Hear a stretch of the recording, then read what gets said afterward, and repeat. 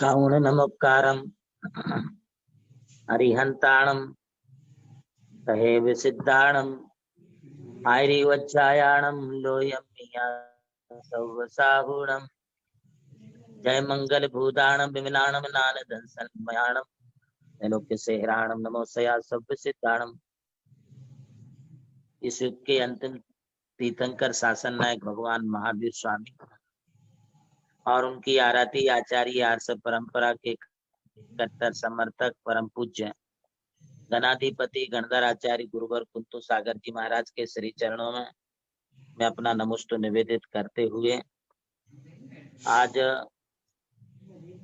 एक उत्तर भारत के दिल्ली के नजदीक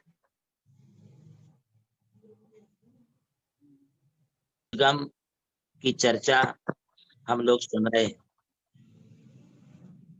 हमारे भारत वसुंधरा यह तीर्थों की और श्रमण परंपरा की संस्कृति की उन्नायक वसुंधरा है।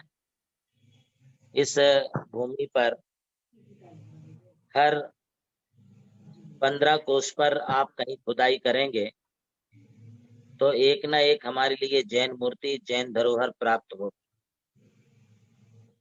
इससे विदित यह होता है कि हमारे देश में पहले कण कण में जैन संस्कृति व्याप्त थी। सारे जगत में सारे देश भर में सर्वत्र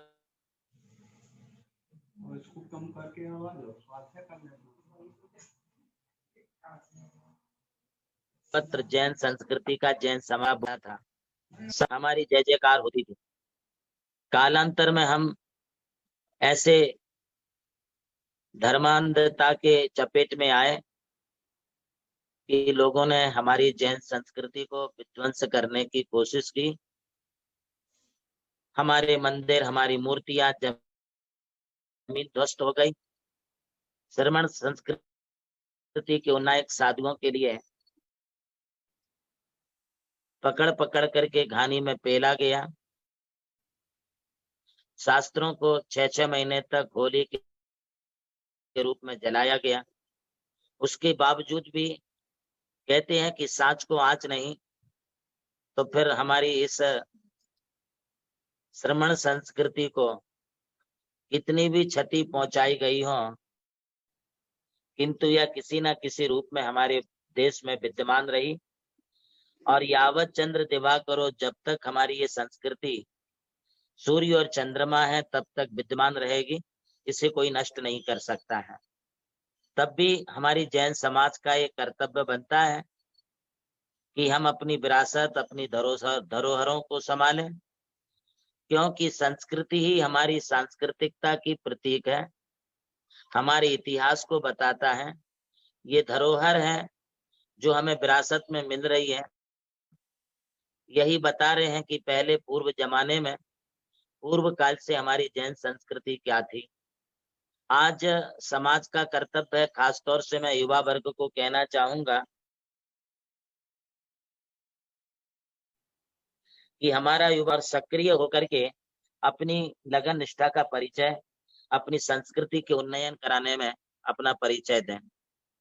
हम लोग जैन समाज जैन धर्म में पैदा हुए हैं, तो हम सबका कर्तव्य बनता है कि जिस संस्कृति और जिस धर्म में हम पैदा हुए हैं उसके लिए भी हम कुछ करें। हालांकि यह संस्कृति हमने और आपने बनाई नहीं है, ये अनादि काल से चली आ रही है। किंतु जिस संस्कृति और जिस धर्म में हम पैदा हुए हैं उस धर्म और संस्कृति का हमारे लिए अंतःकरण पूर्वक पालन करना होगा, उसको हमें संभालना होगा, संरक्षण करना होगा और इसके संवर्धन में भी हमारे लिए प्रयत्नशील रहना होगा। भारतवर्ष में आज 350-400 से अधिक तीर्थ क्षेत्रों की लिस्ट है जो हमारे भारतवर्ष के तीर्थ क्षेत्रों की गणना में आते हैं। सम्मितगढ़ गिरनार चंपा पावापुरी कैलाश को पूजो सदा 24 जिन निर्वाण भूमि निवास को। ये 5 निर्माण भूमियां हैं। अष्टापद से भगवान आदिनाथ ने, चंपापुरी से भगवान बासु पूज्य ने, गिरनार पर्वत से भगवान नेमिनाथ ने और पावापुरी से भगवान महावीर स्वामी ने एवं बाकी के शेष 20 तीर्थंकरों ने सम्मित शिखर जी से मुक्ति प्राप्त की। इसलिए इसे पंच निर्माण भूमियां कहते हैं। ये आज हमारी 5 निर्माण भूमियां चारों दिशाओं की प्रतीक हैं। चारों धाम इससे हमारे पूरे हो जाते हैं। इसके अलावा अनेक सिद्ध क्षेत्र हैं। उन अनेक सिद्ध क्षेत्रों में मांगी तुंगी गजपंथा जी,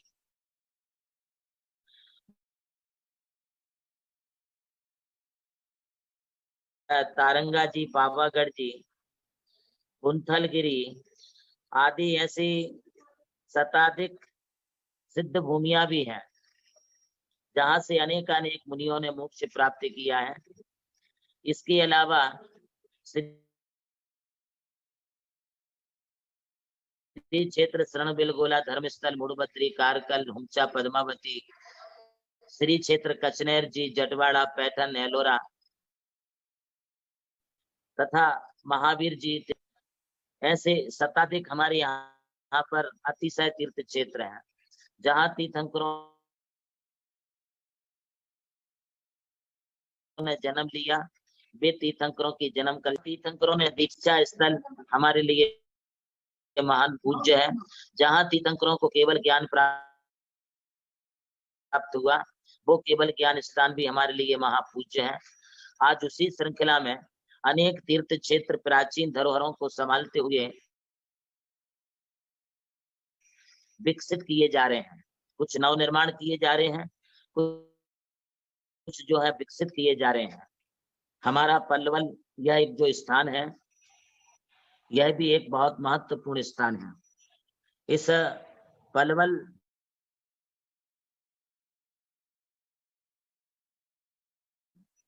स्थान के लिए एक तारा है। ये हमारी जैन संस्कृति के लिए बड़े गौरव और गर्व की बात है। पल्लवल कोई ऐतिहासिक पहला कोई स्थान रहा होगा, जिसकी वजह से हमारे लिए भूगर्भ से जिन बिंब प्राप्त हुए हैं, भूगर्भ से प्राप्त होने वाले जिन बिंबों का इतिहास बहुत प्राचीन है, पुराना है, और वे क्यों किस कारण से इन मूर्तियों को जमीन में छुपा करके रखा गया,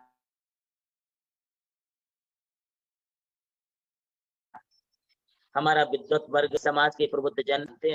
जब मुगलों का शासन था, औरंगजेब जैसे आतंकी लोग संस्कृति को विध्वंस करने में लगे थे, और उसके पूर्व साउथ में, दक्षिण में रामानुजाचार्य आदि हमारी जैन संस्कृति का विध्वंस कर रहे थे, तब इन मूर्तियों के लिए कैसे हम सुरक्षित रख सकें, अतः उन्हें किसी तहखाने में, जमीन में उनके लिए अच्छी तरह से विराजमान करके रखा गया।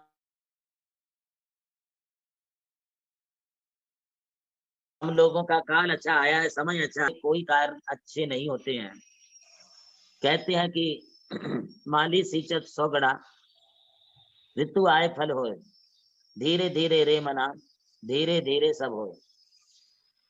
जो काम जिस काल में, जिस द्रव्य से और जिसके निमित्त से होना है, वह कार्य उस काल में, उस क्षेत्र में, उस निमित्त से होता है। परम पूज्य गणाधिपति गणधराचार्य जगत गुरु कुंतु सागर महाराज ने इस तीर्थ क्षेत्र का जब उद्भव हुआ, उन्होंने आशीर्वाद दी, प्रेरणा दी, और तब से लेकर अब तक जो कुछ भी वहां पर पलवल में फलवित हुआ, वह हम सबके समक्ष है। भाई नितिन जी ने काफी परिश्रम किया, उनकी टीम ने बहुत अच्छा परिश्रम किया। मैं नितिन और नितिन की पूरी टीम के लिए बहुत आशीर्वाद देता हूँ।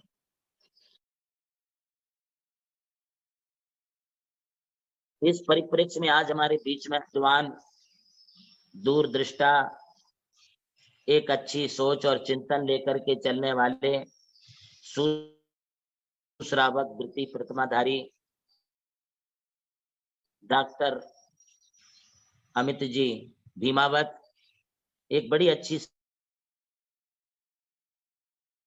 सक्रिय भूमिका निभा रहे हैं। कार्य के बहुत गर्व होता है और मुझे लगता है कि आज हमारे पीठ के पीछे भी कोई खड़ा है और हम लोगों के लिए, हमारी संस्कृति के लिए एक ऐसा व्यक्तिमत्व हम सबके साथ में है जिसका मुझे बहुत गौरव है। मैं डॉक्टर अमित जी हिमावत को पाकर के बहुत खुश हूँ, बहुत प्रसन्न हूँ और मुझे लगता है कि यह व्यक्तित्व हम सबके साथ रहेगा तो हम तो सिर्फ मार्गदर्शन कर सकते हैं और कभी जरूरत पड़ती है क्षेत्र में, सांस्कृतिक क्षेत्र में डॉक्टर साहब अमित जी जैसे हमारे लिए वीर पुरुषों की जरूरत है। हम इन्हें वीर पुरुष इसलिए कह रहे हैं कि हमारे ये वीर शासन के यही हमारे संरक्षक हैं। इसलिए हमें इस वीर पुरुषोता भूमि की रक्षा करने के लिए, इसका संरक्षण और संवर्धन करने के लिए हमें अमित जी जैसे जाकर के हमारे संरक्षित और सुरक्षित हो सके। क्षेत्र को हमारे आचार्य सुंदर सागर जी महाराज ने संरक्षित और संवर्धन विकास करने के लिए जो अपना आशीष प्रदान करके उसे डेवलप करने का विकसित करने का जो बीना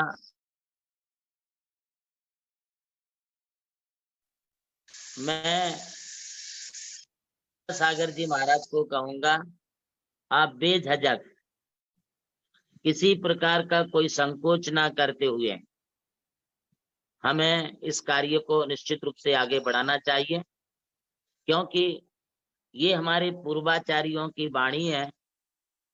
धर्म नासे क्रिया ध्वंसे सुसिद्धांत विपल्लवे।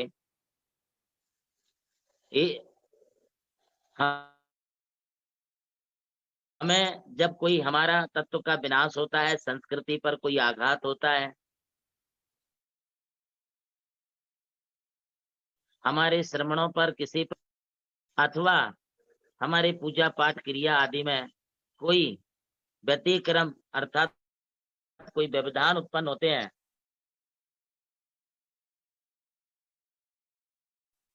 तो ऐसे समय में हमारे बिना पूछे भी, यदि किसी ने हमसे सलाह नहीं भी मांगी है तो भी हमें धर्म के लिए मौन तोड़ना चाहिए, समाज के बीच में आना चाहिए। सुंदर सागर जी ने ये साहस किया है। मैं आचार्य दे आगे बढ़े, हम सब आपके साथ हैं। हमारे तीर्थ क्षेत्र ही हमारी संस्कृति के परिचायक हैं। भाई नितिन जी को और उनके कार्यकर्ताओं को मैं ये कहना चाहूंगा कि पल्लवल जैसा एक स्थान है और पल्लवल ये जो स्थान है ये देवादिदेव पार्श्वनाथ भगवान का इष्ट स्थान है और उस स्थान का संरक्षण संवर्धन हूं कि कोई श्रावक श्राविकाओं की इसमें कोई भूमिका नहीं है। इसमें सबसे अच्छी भूमिका यदि कोई है तो डॉक्टर साहब अमित जी। हमारी इसमें जो भूमिका है पल्लवल को संरक्षित रखने के लिए, भगवान पार्श्वनाथ को संरक्षित रखने के लिए, वो है हमारी जिन शासन की शासन नायिका महादेवी पद्मावती, धर्मेंद्र, क्षेत्रपाल, यक्ष यक्षिणिया, इनके बिना हमारे मंदिर मूर्तियां संरक्षित नहीं हो सकते। आप अपने मंदिर को पूरा सांगोपांग, अच्छा सांगोपांग कहने का मतलब है कि सर्वांग परिपूर्ण मंदिर होना चाहिए। मंदिर के अवयव, मंदिर का भाग, मंदिर की वेदी, मंदिर के जो भी हमारे स्थान है वे सब शास्त्रोक्त रीति से बने। आप जो भी प्लान बना रहे हैं इसमें वास्तु वगैरह का भी पूरा ध्यान रखें। वास्तु के हिसाब से अपन काम करेंगे तो हमारा काम जो साल भर में होने वाला था वो 4 महीने 6 महीने में ही पूरे हो जाते हैं।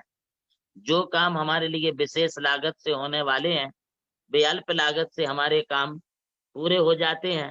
जिस कामों को हमें बहुत परिश्रम करना पड़ता है, यदि हम वास्तु शास्त्र का और शिल्प शास्त्र का प्रतिष्ठा शास्त्र का ध्यान रखते हुए कार्य करते हैं तो हमारी अल्प लागत से वे कार्य संपूर्ण हो जाते हैं।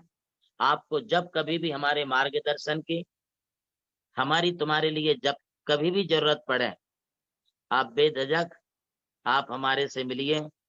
हम आपको पूरा गाइडलाइन देंगे, पूरा मार्गदर्शन देंगे। और अपना क्षेत्र पल्लवल तीर्थ क्षेत्र जो पार्श्व पद्मावती के नाम से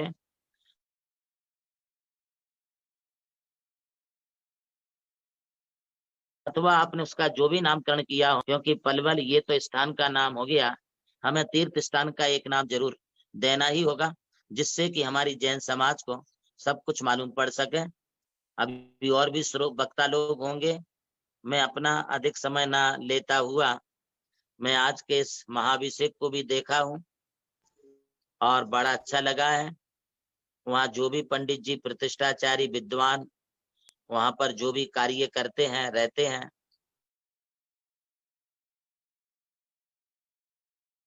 रहे, क्योंकि जितना विधान होगा उतना अतिशय होगा। अतिशय हम लोगों से नहीं होना है, हमारी भक्ति से होना है, हमारी क्रियाओं से होना है। इसलिए मैं सभी दर्शकों को और सभी कार्यकर्ताओं को यह कहूंगा, एक भक्ति का माहौल बनाइए। जहां जितनी भक्ति होगी, वहां कृत होंगे, वहां उतना अतिशय बढ़ेगा। जहां जितना अतिशय बढ़ेगा, लोगों की मनोकामनाएं वहां उतनी अधिक पूरी होगी। हम और आप कुछ करने वाले नहीं है, हम तो सिर्फ भावना भाएं, भक्ति करें, खूब क्रिया करें, खूब अच्छी तरह से पूजा पाठ करें, जप तप करें। ये तो प्रभावना बढ़ाएगी ही, किंतु उन स्थानों का भी अतिशय जागृत होगा। मैं पुनः एक बार डॉक्टर भीमावत जी साहब को, जिन्होंने बड़ा बड़ा अच्छा साहस का कार्य किया है, भाई नितिन जी, मैं सभी लोगों के नाम तो नहीं जानता हूं, किंतु मैं परोक्ष रूप से सबके लिए अपना आशीर्वाद देता हूं। और भाई सुंदर सागर जी को भी मैं अपना बहुत बहुत शुभकामनाएं। उन्हें आशीर्वाद तो क्या दूं, क्योंकि वो खुद ही आचार्य हैं, तपस्वी हैं, तपस्वी के शिष्य हैं और आचार्य सन्मति सागर जी महाराज की परंपरा का निर्वाह करने वाले हैं। इसलिए मैं आचार्य सुंदर सागर जी महाराज जी को भी बहुत बहुत अनुमोदना पूर्वक शुभकामनाएं दूंगा। भाई आप आगे बढ़ो, कार्य कराओ, हमारी शुभकामनाओं के साथ अपने उद्बोधन को यहीं विराम देता हूँ। महावीर भगवान की जय। जय बोलो सारस्वताचार्य देवनंदी जी गुरुदेव की जय। देवनंदी जी गुरुदेव के चरणों में एक विनती है कि आचार्य श्री, हमारा मंदिर की जो भी रूपरेखा होगी, उसका वास्तु जो होगा वो हम आपसे अप्रूव कराए बगैर हम काम शुरू नहीं करेंगे। तो आपसे इतना आशीष चाहिए। और तीर्थ का जो नामकरण है वो हमारे पितामह गणाधिपति गणधराचार्य कुंतु सागर जी गुरुदेव के द्वारा किया गया है और ये हमेशा यही नाम रहेगा। मतलब जब तक सृष्टि रहेगी और जब तक ये तीर्थ रहेगा तब तक नाम वही रहेगा, क्योंकि ये आचार्य श्री के द्वारा ये नामकरण किया गया है।